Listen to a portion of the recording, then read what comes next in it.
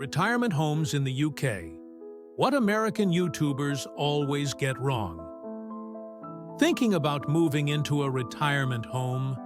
Before you make any decisions, let's set the record straight, especially if you've been watching those American YouTubers who have no clue what it's like over here in the UK. They give out bad advice that doesn't even apply to our system, so I felt like I needed to make this video. I'm going to cover everything you really need to know. The true costs, the quality of care, the emotional side of things, and even 3 real alternatives that might be a better fit for you. You're about to get a complete guide on what you should be looking for. So, grab a comfy spot, pour yourself a cup of tea, and let's get into it. It's time to make sure you're making the right decision with all the facts. Section 1. Care quality. What you really get in a retirement home. When it comes to choosing a retirement home, one of the first things that comes to mind is the level of care you'll receive. But here's the thing. The quality of care varies dramatically depending on the provider. Whether it's a private home or one funded by the council, the standards can differ widely, and it's important to know what you're getting into. Don't just go by brochures or flashy websites. Dig a little deeper into the day-to-day reality. Private homes, in general, often have more resources, but that doesn't always translate to better care. Some council-funded homes can offer excellent care, but the reality is they might be stretched thin due to limited budgets. The key to finding the right place lies in understanding the subtle details that make a big difference. For example, the staff-to-resident ratio is something that's often overlooked. The higher the ratio, the more personal attention and care each resident gets. In some cases, the ratio can be as low as 1 staff member for every 10 residents, while in others, it might be 1 for every 5.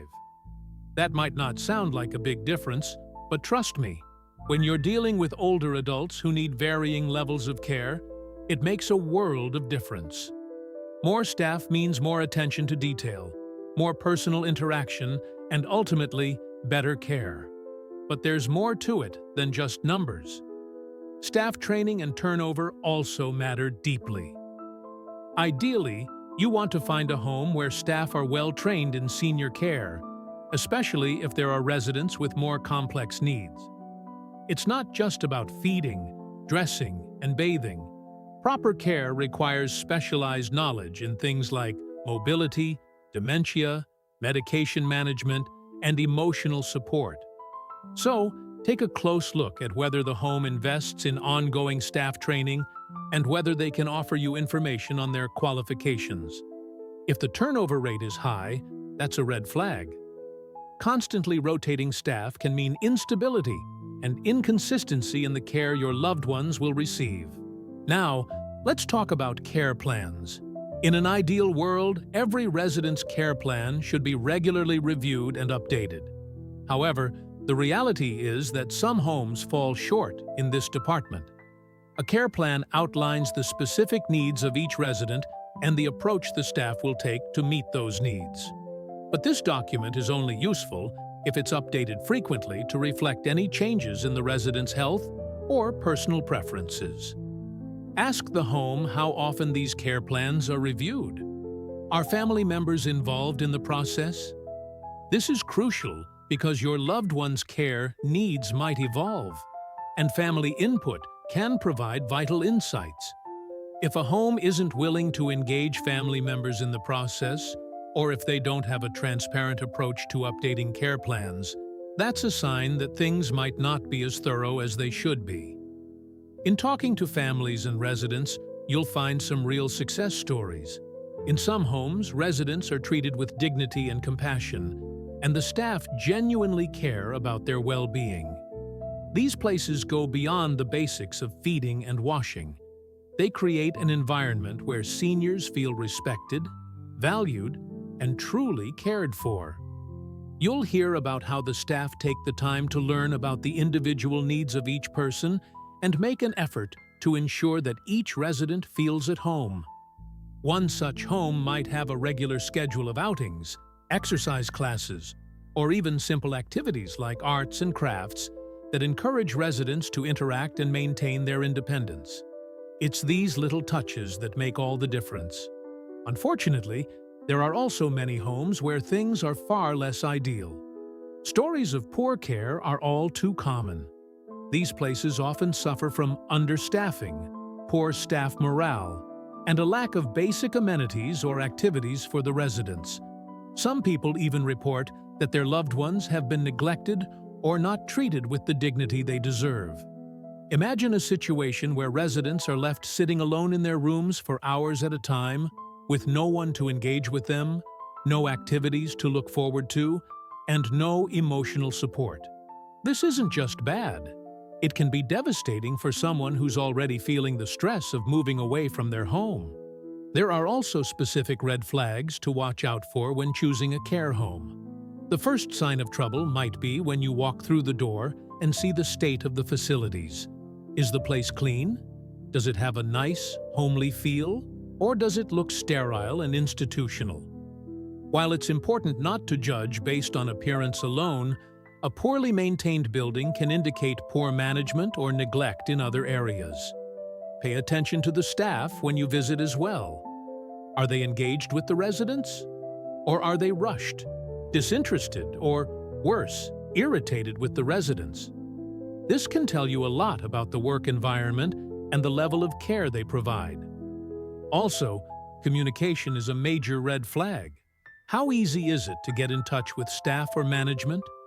If the response is slow, or you get the sense that they're hiding something, trust your gut. It's essential to feel comfortable and confident in the care your loved one will receive, and that can't happen if the home isn't transparent or willing to engage in meaningful conversations with you. Choosing a retirement home is an emotional and important decision, but it's essential to remember that the level of care doesn't always match the brochure. It's about being diligent, asking questions, and above all, trusting your instincts. So, take the time to visit several homes, ask the hard questions, and get a feel for how the residents are treated. This is a big decision, and the more you know, the better choices you can make. Have you or someone you know had an experience with a retirement home's care quality? Share your story in the comments below. What red flags did you spot, or what made a home stand out in terms of care? Section 2. Cost beyond the brochure. When most people think about retirement homes, they picture a large, beautiful building with well-manicured gardens and sparkling clean rooms. But behind all the lovely images in brochures and on websites, the real story often comes down to one thing: cost. It's something no one really wants to talk about, but it's essential to understand when making the decision to move into a care home. So let's take a closer look at the real costs involved. First things first, the average cost of a standard care home in the UK can range from £700 to £1,200 per week, depending on the type of care you need. That's a significant amount of money to pay on a regular basis, and the amount can climb even higher if you need more specialized care, such as nursing care. If you require nursing care, which is necessary for individuals with more complex health conditions, you could be looking at weekly costs of around £1,200 or more. And remember, this is just for basic accommodation and care. The price can vary dramatically depending on location. Places in London or the Southeast tend to be more expensive, while homes in rural areas or smaller towns may offer more affordable options. It's essential to understand how you're going to pay for this level of care. This leads us to the difference between funded care and self-funded care, something that can be a bit of a minefield to navigate. Funded care is available to those who meet certain eligibility criteria set by the government, based on health needs and financial circumstances. Essentially, this means the local authority will pay some or all of the costs of the care home. But the process to access this care isn't always straightforward. In fact, The application process can be complex and time-consuming, and eligibility can vary depending on where you live. If you qualify, the local authority will carry out a needs assessment to determine how much care you need, and then they'll contribute to the cost. However, this contribution doesn't usually cover the full amount, and you might still have to pay a portion yourself. On the other hand, if you're self-funding, you'll be paying for the care entirely out of your own pocket. This often applies to individuals who don't meet the eligibility criteria for funded care or have more assets than the threshold allows. If you're self-funding, it's important to understand how long your savings will last, as paying for care can quickly drain resources. You'll want to make sure you have a solid financial plan in place, especially if you're considering staying in a care home for a long period. Keep in mind that costs can increase over time as your care needs evolve, so it's essential to budget carefully and plan for any future increases. One aspect of costs that often gets overlooked is the hidden expenses that come with living in a retirement home. On top of the base care fees, there are often numerous additional charges for things you might not expect. For example, personal items such as clothes, toiletries, and any items you might want to bring with you into your room often come at an extra cost. Many homes charge for extras like haircuts, outings, or even a visit to the dentist. Some homes also charge for things like special meals or additional services, which can quickly add up. In addition to these small charges, there's also something that might catch you off guard: TV licenses. If you plan to watch television in your room, you'll need to pay for a TV license, unless you're exempt because of your age or disability. This is a little-known cost that many people don't anticipate when moving into a care home. It's a small fee, but when you're already budgeting for other expenses, it can feel like an unnecessary added burden. Local authority assessments are an important part of understanding what you'll have to pay, and they can help clarify whether you're eligible for funded care. When you apply for funded care, the local authority will first carry out a needs assessment to determine the level of care you require. This assessment will consider things like your physical health, mobility, cognitive function, and emotional well-being. Once the needs assessment is completed, they'll do a financial assessment to determine if you're eligible for funded care and how much you can afford to pay towards your care. If you are eligible, the local authority will contribute towards the cost, but it's important to know that this doesn't always cover the full amount. You may still be required to contribute to the cost of the care home, depending on your financial situation. Another important aspect to consider is NHS continuing health care. This is a funding option available to those who have significant and ongoing healthcare needs, and it's designed to cover the full cost of care. But eligibility for NHS continuing health care can be complex. It's not automatically given just because you need care. There are strict criteria that need to be met. If you're unsure whether you qualify, it's worth seeking advice from a healthcare professional or a financial advisor who specializes in elderly care. If you do qualify for NHS continuing health care, the local authority will not need to contribute to your care fees, and you won't have to pay for care yourself. This can be a huge relief, but again, the process to qualify can be lengthy and sometimes difficult to navigate. In short, when looking at care home costs, don't just focus on the big headline number. You'll need to consider all the hidden expenses, how funding works, and whether you're eligible for financial support. It's not just about paying the fees on the brochure. It's about understanding the entire financial picture so you can make a fully informed decision about your future care. Have you found the cost of retirement homes to be more than you expected? Share your thoughts or experiences with funding in the comments below. Were you surprised by any hidden costs? Section 3. Emotional well-being. The invisible factor. When it comes to choosing a retirement home, there's one aspect that's often overlooked in all the brochures, cost breakdowns, and care plans, and that's emotional well-being. For many seniors, the idea of leaving their home behind, the place where they've spent years, maybe even decades, can be incredibly daunting. The psychological shift of leaving behind the familiar is more profound than most people give credit for. It's not just about finding a new place to live, it's about adjusting to a new chapter in life, one that can feel filled with uncertainty, anxiety, and perhaps even fear. And that's something no one should underestimate when making this decision. Leaving your home means saying goodbye to a world of personal memories, a rhythm of daily life you've grown used to, and the comfort of being surrounded by things that are familiar. For many, their home is where they feel most comfortable, secure, and in control. So when the idea of packing up and moving to a retirement home becomes a reality, it's more than just a physical move. It's an emotional transition.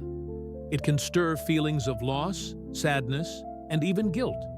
You might feel as though you're losing your independence, or that you're no longer in control of your life. But the good news is, it doesn't have to be a negative experience. The emotional impact of moving into a care home largely depends on where you go and the kind of environment you're stepping into. One of the most common fears that comes with this transition is loneliness. It's something that affects many elderly people, especially when moving into a new, unfamiliar environment. Loneliness can be amplified in a care home setting if the atmosphere is isolated, quiet, and lacks opportunities for social connection. It can become a vicious cycle. Feeling isolated makes you more withdrawn, which leads to even greater feelings of loneliness. But here's the thing. Loneliness doesn't have to define your time in a retirement home. In fact, loneliness can improve or worsen depending on the environment. Homes that foster a sense of community can make all the difference. You see, the magic doesn't just happen because you're in the same building as other people. It happens when there's a sense of belonging. When a care home creates a community where residents feel connected, valued, and respected, loneliness begins to fade into the background. Having regular opportunities for social interaction can work wonders for emotional health. It's not just about having someone to chat with over tea.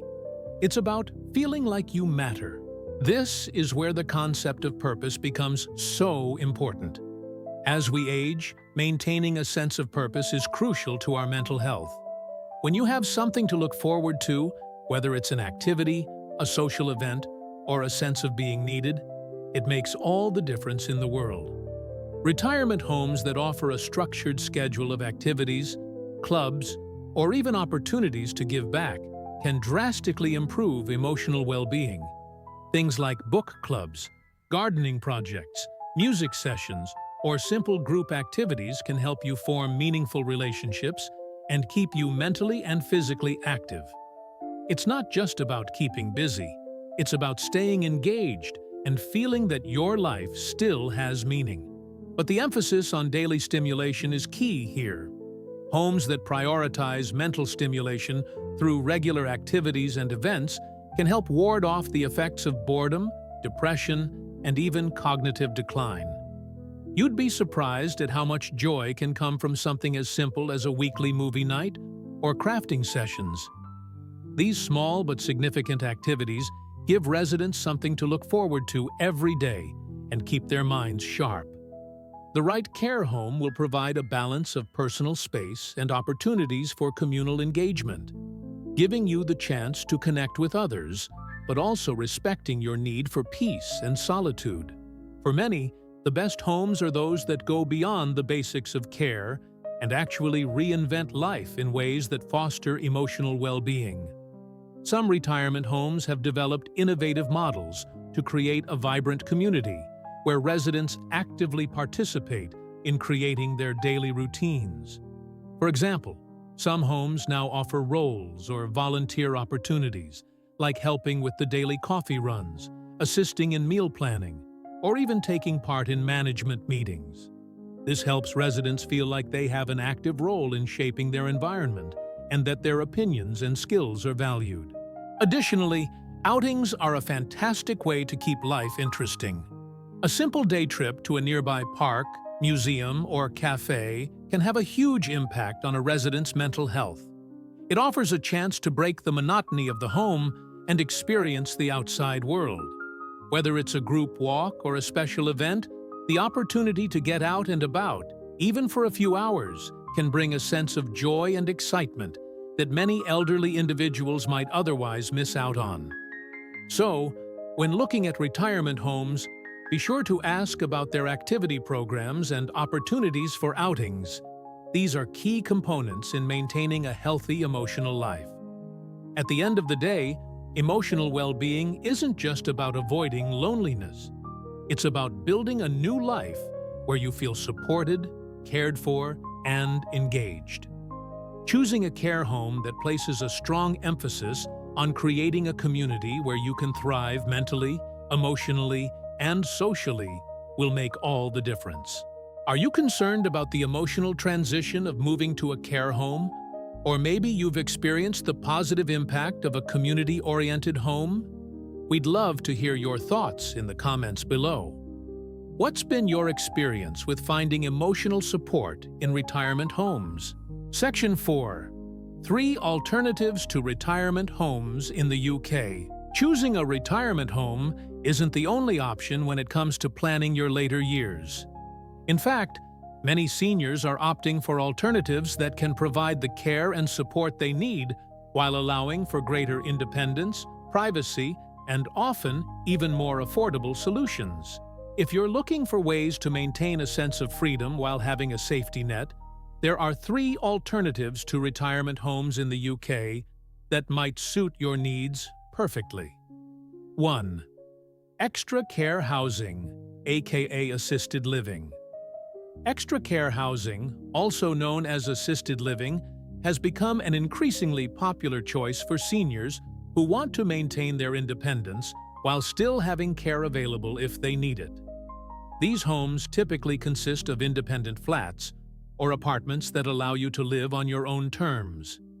You can enjoy privacy in your own living space, but should you require help, care staff are available to assist with everyday tasks, such as bathing, dressing, or preparing meals. One of the biggest advantages of extra care housing is that it provides a flexible level of care. If you're still quite active and independent, but need assistance from time to time, this could be a great fit. You're not forced into a rigid structure of care, and you're not living in a care home with a set schedule. The key difference is that care is available as needed, whether it's for something as simple as a weekly visit or something more frequent, depending on your personal situation.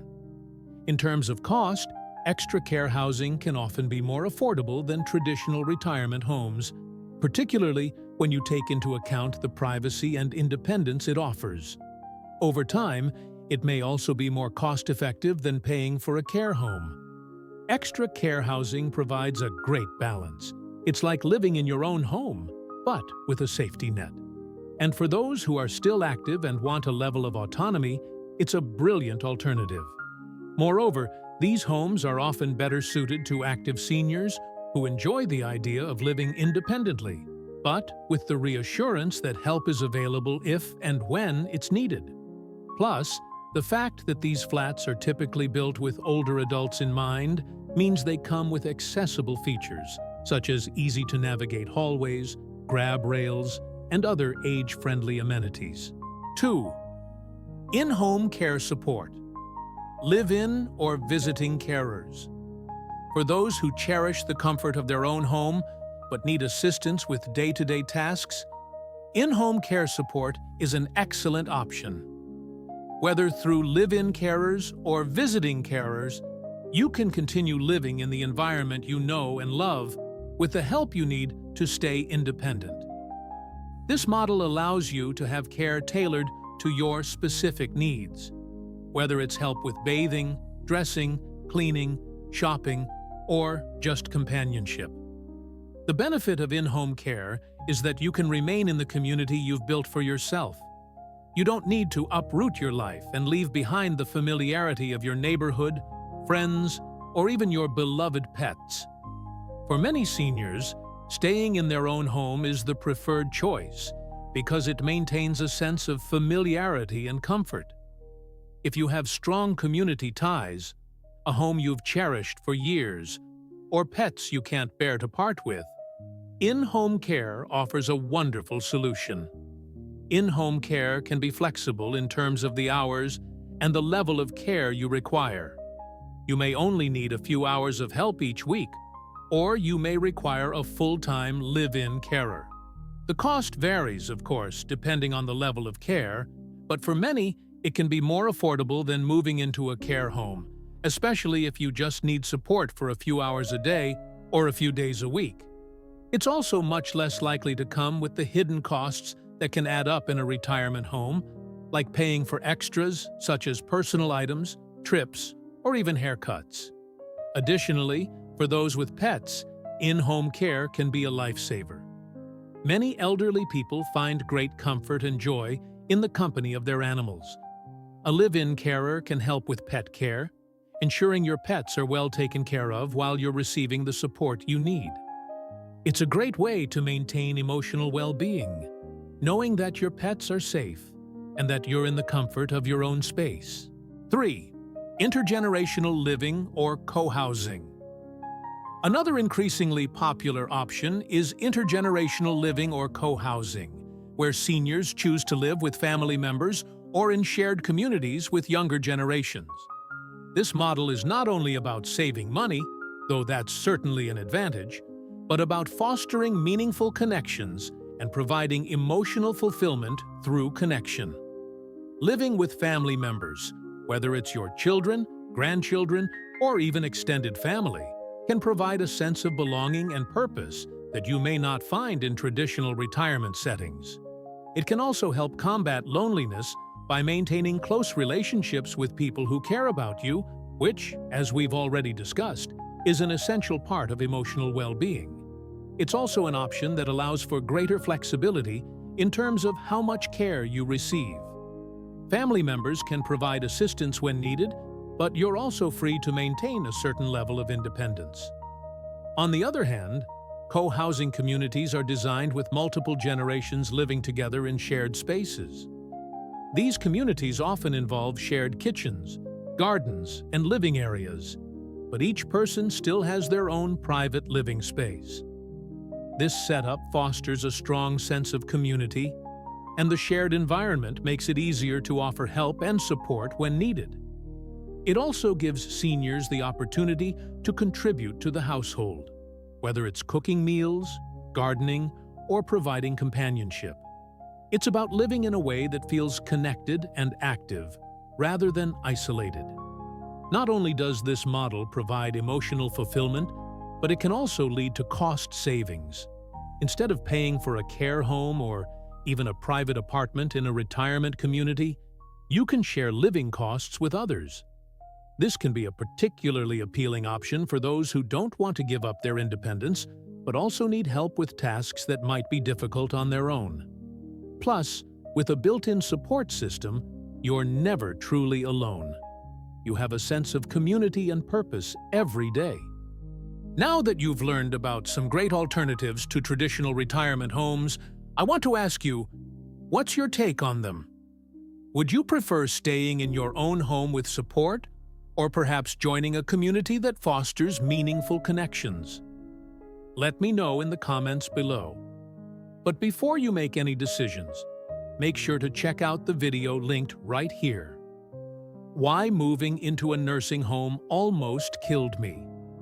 It's a powerful, real-life reflection from someone who once made the decision to move into a retirement home, only to regret it deeply.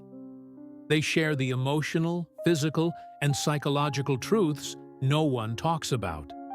And it could just be the insight you need before making your choice. This isn't just about regret. It's about empowerment and making the right choices for your future. Don't miss it. Watch now and join the conversation.